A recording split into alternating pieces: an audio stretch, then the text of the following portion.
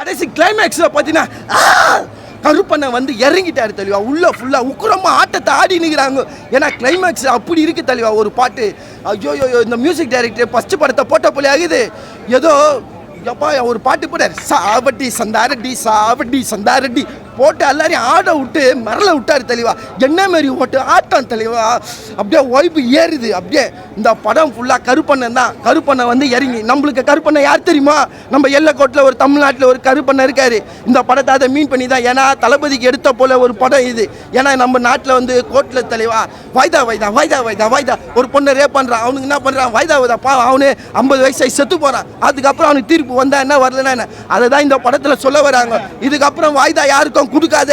இதுக்கப்புறம் பண்ணுறானா தப்பா பண்ணுறானா அன்றைக்கே நம்ம சூர்யா சார் கருப்பண்ணை எப்படி கத்தி எடுத்தாரோ நீ கத்தி எடுக்காத, உன் பேனாவால் உன் போட்டுக்கிற கோட்டால் அவனுக்கு ஒரு தீர்ப்பை கொடு.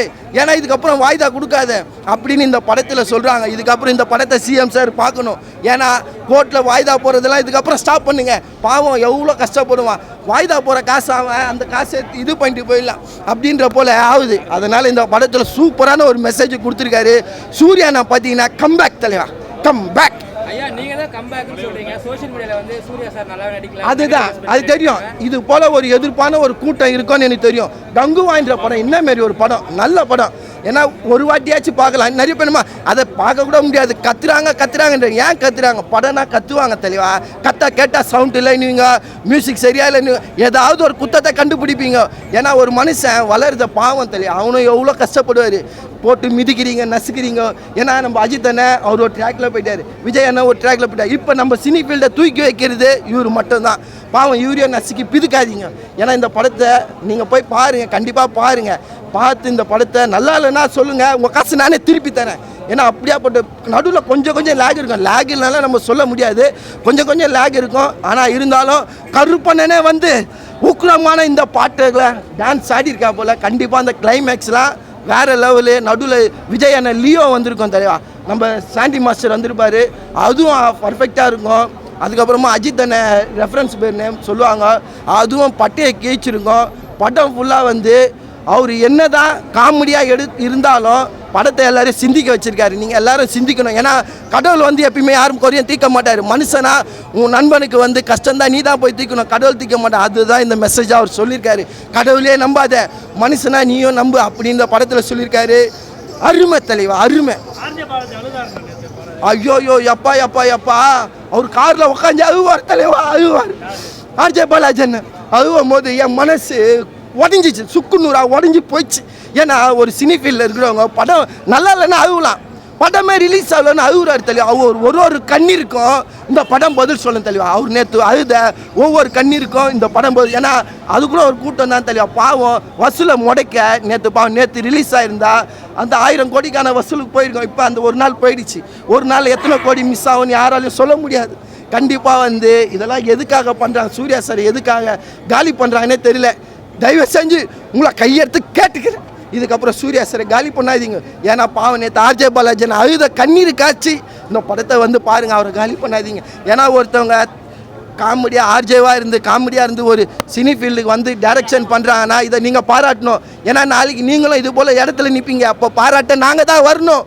நீங்கள் இது போல் விமர்சனம் வைக்காதீங்க, உங்களை கையெடுத்து கேட்டுக்கணும். இருத்தல சொல்லுது என்ன ஒருத்தர் என்னன்னா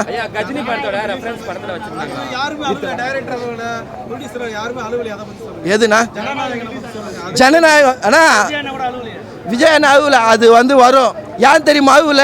காலத்தின் கட்டாயம். ஏன்னா எல்லாருக்கும் தெரியும் நான் சிஎம்மாக வருவேன். அங்கே டைட்டில் கார் ஜி ஜோசப் என்னும் விஜய் என்னும் நான் அப்படின்னு அந்த டைட்டில் போடுறதுக்கோசம் தான் படத்தை நீ பொறுமையாக கூட ரிலீஸ் பண்ணேன். ஏன்னா சீட்டில் உட்கார போகிறது நான் எப்போ வேணா ரிலீஸ் பண்ணிப்பேன் தான் அவங்க அழுவலை.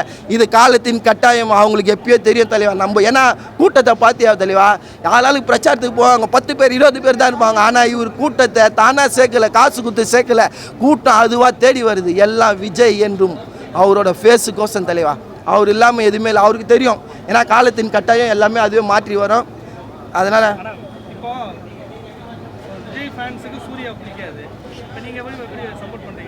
ஆனால் இதுக்கப்புறம் பிடிக்கணும். ஏன்னா நிறைய பேர் இல்லை விஜய் அண்ணா இதுக்கப்புறம் அவர் சொன்னார் பார்த்தீங்களா, இதுக்கப்புறம் விஜய் அண்ணா படம் நடிக்க மாட்டார். இதுக்கப்புறம் அடுத்த ரோலுக்கு யாருன்னா போனால் சூர்யா சார் தான் போகணும். அதனால தான் இதில் ஒரு ரெஃபரன்ஸ் வேறு வச்சிருக்காரு ஆர்ஜே பாலாஜன். இதெல்லாம் தெரிஞ்சு தான் அவர் எப்பயுமே தெரியும் என்ன பண்ணால் எது நடக்கும் அவருக்கு தெரியும். அதனால தான் இதில் டைட்டிலே பார்த்தீங்களா சிஎம் விஜய் போடல, தளபதி விஜய்னு போட்டிருக்காரு. ஏன்னா அவருக்கு தெரியும் என்ன பண்ணணும், அவருக்கு தெரியும். எல்லாமே கரெக்டாக ஒர்க் அவுட் பண்ணியிருக்காரு. இதுக்கப்புறம் விஜய் ரசிகர் எதிர்ப்பா இல்லை அஜித் ரசிகர் எதிர்ப்பா யாருன்னு சொல்ல முடியல.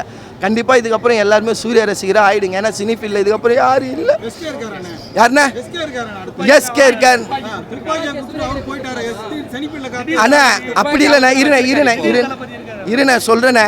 நடிப்பின் சிகரம் யாருண்ணே? நம்ம சிவாஜி கணேசனை சொல்லுவோம். அதுக்கப்புறம்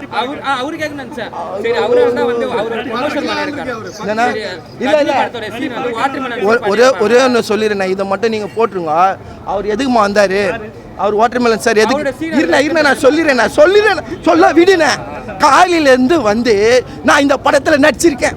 என்ன அடிப்பு அறுக்கன் ஒரே டேக்கில் எடுத்து முடிச்சார் ஆர்ஜே பாலாஜன். என்ன ஒரே டேக்கில் முடிஞ்சிச்சு. இந்த சீன் வரும் பார்த்தேன் நானும். கடைசி வரைக்கும் இவர் என்ன தான் நடிச்சுக்கிறாரு, ஒரே டேக்கில் என்ன தான் இவர் பண்ணிக்கிறாரு நானும் பார்த்தேன். அவருக்கே பிடிக்கல, அதான் கட் பண்ணிட்டார். இந்த சீனே வரல படத்தில்.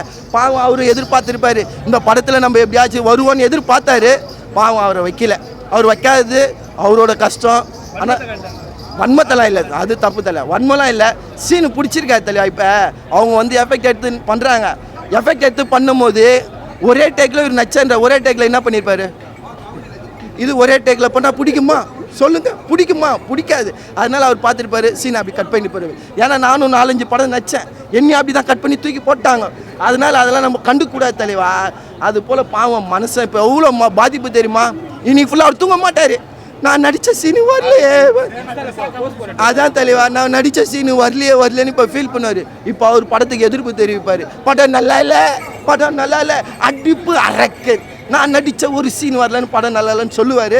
இதை நீங்கள் வேணா பாருங்கள், இதான் நடக்கும். ஏன்னா த்ரிஷா நீங்கள் வந்து அவர் வச்சுனிக்கிறார். ஏன்னா சொல்கிறீங்க நண்பன் ஒருவன் வந்த பிறகு விண்ணை தொடலாம் எந்த சீரகு அது சொல்லுவாங்கண்ணா. அது சொல்லுவாங்கண்ணா. என்ன தெரியுமாண்ணா, எப்பயுமே நண்பனை வந்து கூட பார்க்கும்போது அப்படி தான் சொல்லுவாங்க. அதெல்லாம் நம்ம ஏற்றுக்கூடாது. ஏன்னா அவங்க ஃப்ரெண்ட்ஷிப்பாக இருக்காங்க, நம்ம ஃப்ரெண்ட்ஷிப்பாக பார்க்கணும். இன்னும் அவர் வாயிலேருந்து எதுவுமே சொல்லலை. ஏன்னா த்ரிஷா மேடமும் எதுவுமே சொல்லலை. ஏன்னா ஏற்றஸ் வருவாங்க, அதை ஏற்றுக்கிட்டு நம்ம போயிட்டே இருக்கணும். அவங்க சொல்கிறது சொல்லிட்டு தான் இருப்பாங்கன்னு அவங்களும் இருந்துகிட்டு இருக்காங்க. அதனால் நம்ம பெருசாக கண்டுக்கூடாதுண்ணா. நன்றிண்ணா.